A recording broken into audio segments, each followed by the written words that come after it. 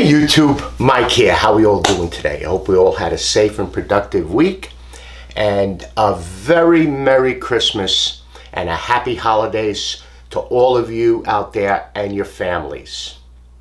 Alright, today's video I want to further show and explain the product that I showed about two videos ago from Amantea Woodworks.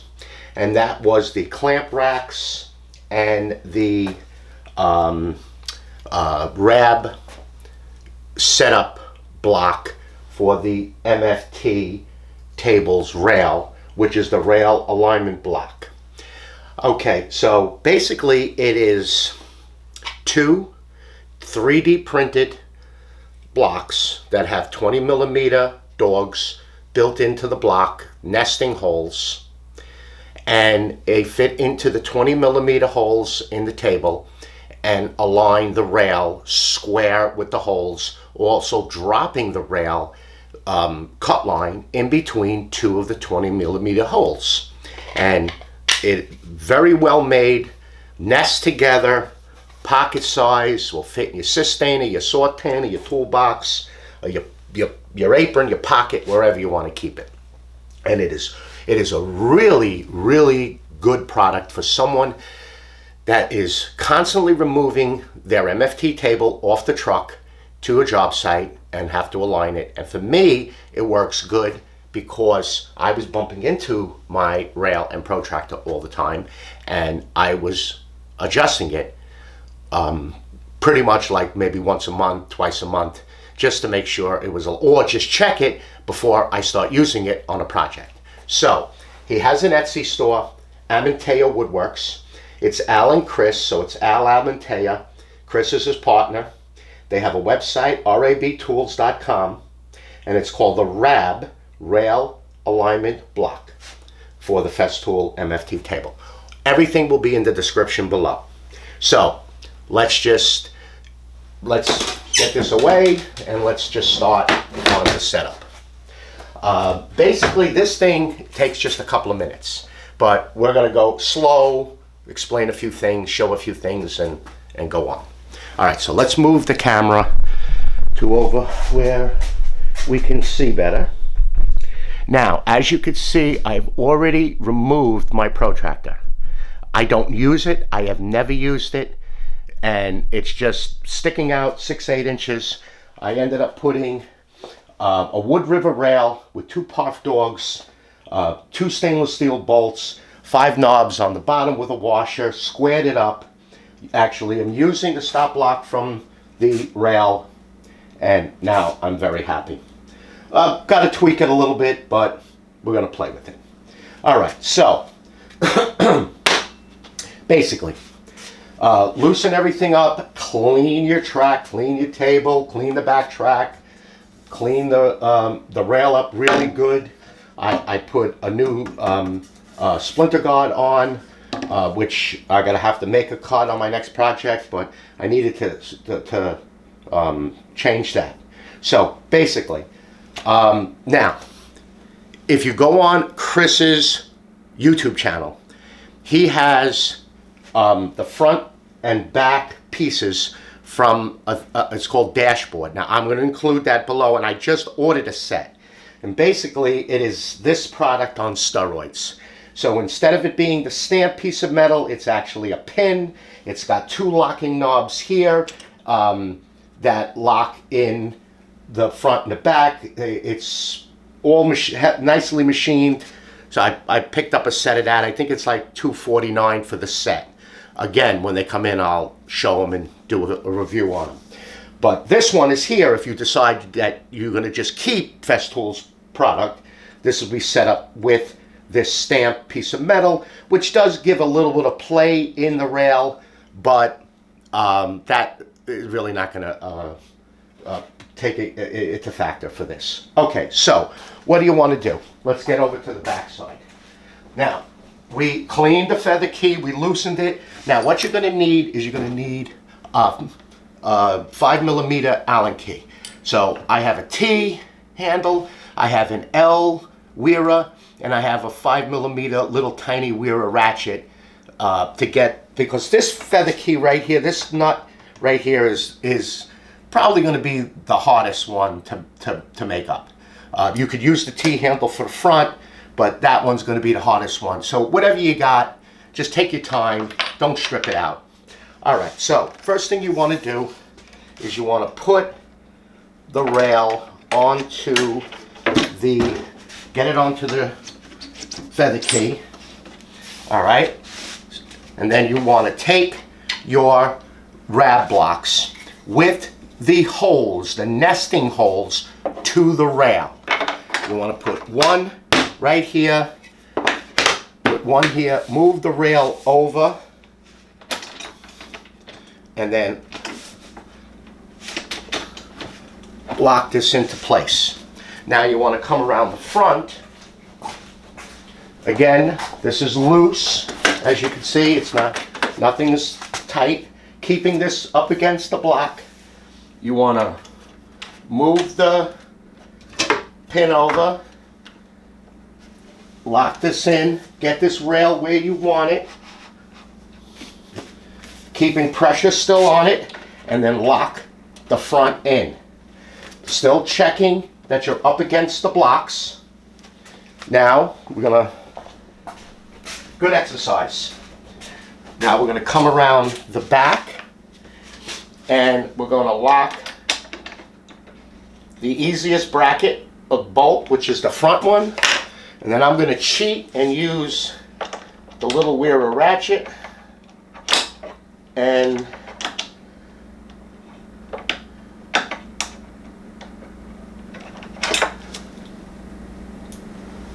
tighten up this. Still checking, it's still right up against the blocks. And move that. This is locked in. Let's grab our square, a woodpecker square here, and now so remove your setup blocks. This is locked in. This is raised up right up into this. See, there is a little bit of play, but that's the stamped metal. You want to raise this, and you're going to feel no movement from side to side. It's going to come down really perfect. Lock back in, and then check this. No movement whatsoever. Check the front. No movement whatsoever. So let's get the camera down in the center here so you can see the square. There we go. Hey, look at that. Nothing. Absolutely no play. Can we see the back? I'll move the camera up a little bit.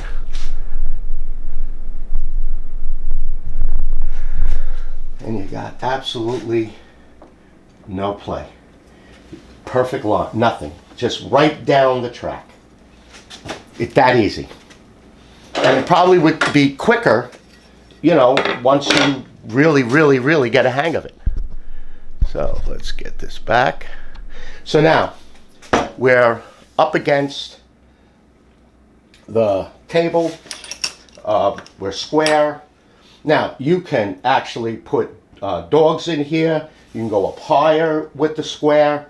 But this right now, and I could tell I'm pretty much right down where my old kerf line used to be. It might be a little bit because now it's set up just a little bit different with the blocks. But these blocks, when set in here, will drop that rail. Of course, you're setting it up over here, right in the center of two of the 20mm dog holes. And then to set, let me just grab a piece of 3/4 here. Dropping everything. Then to set this up, now I leave this always at 3/4. But you can see my fence will take that. This is 1/2 inch and this is 3/4. Now, of course, 1/4 inch will go underneath. The Festool rail was down, but I don't really do 1/4 inch. And if I do it on the table saw and then use the router to router it out. So we want to set this now for 3/4.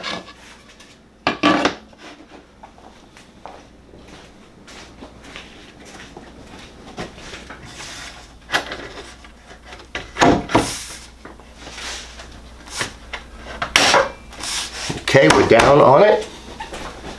And now I want to bring the front up, making sure we're up and down, lock this in, and now I'm set for 3/4. And right in that, look at that, right in the pin.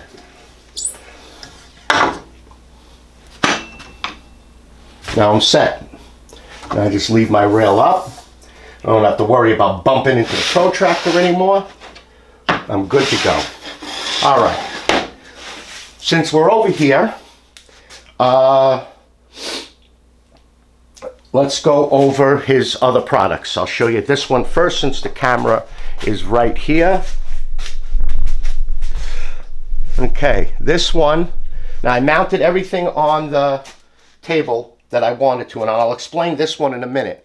All right, so this one is the 6 clamp holder. So it'll handle the screw clamps and it'll handle the quick clamps. Basically, you just lift up and take out. Lift up and take out. The beauty about it, below the table. Even if you happen to have left this raised up a tad, it's way below the table. It's below the table by probably 1.5 inches. All right. Now, let's get over to the other side of the table.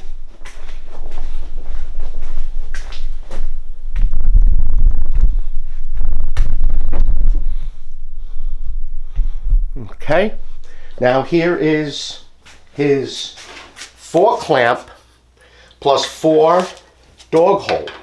He also makes one that is just all, it's called the Doghouse. It's all dogs. Again, lift up, take out. Right back in.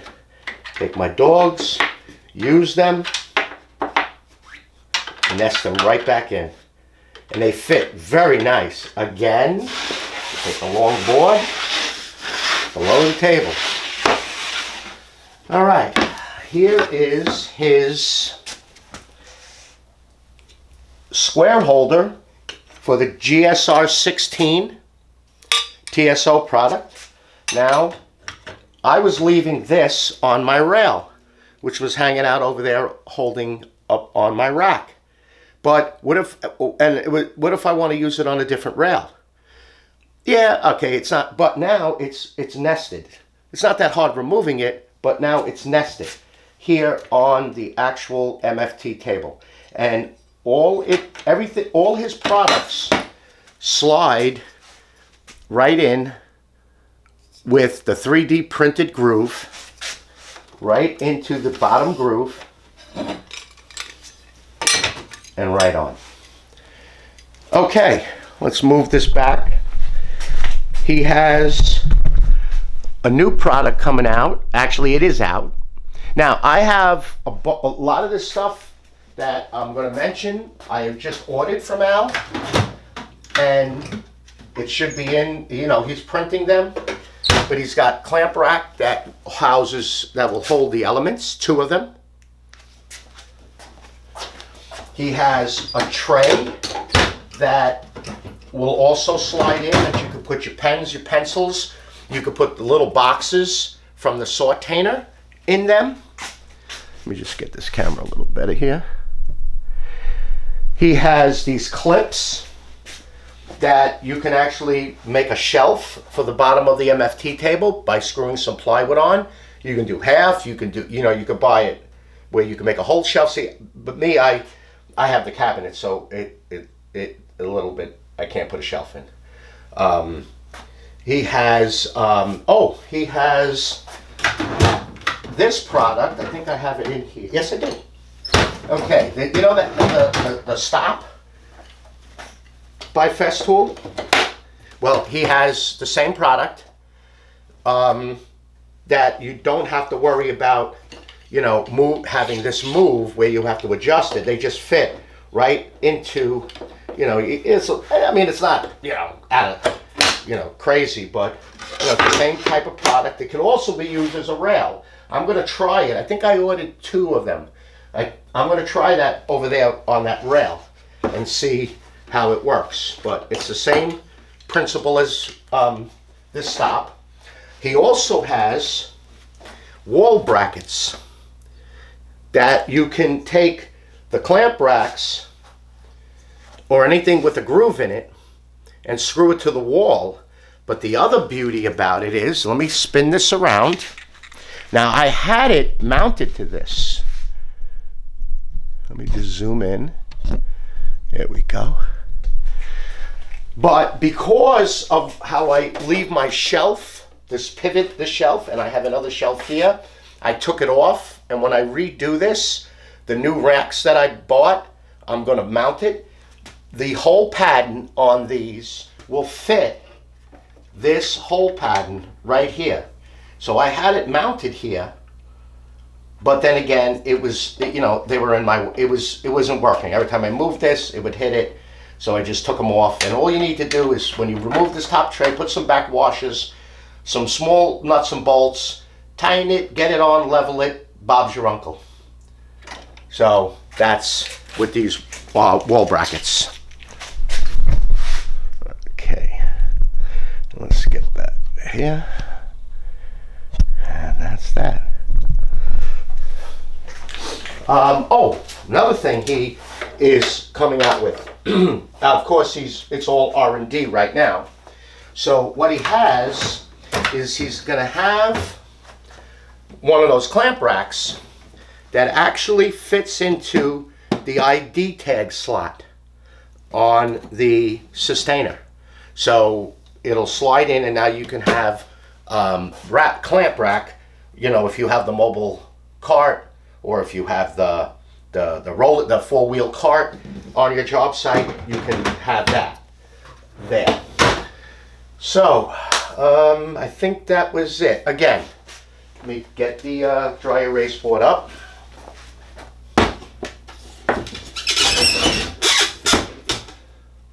All right. Again, his Etsy store is Amantea Woodworks.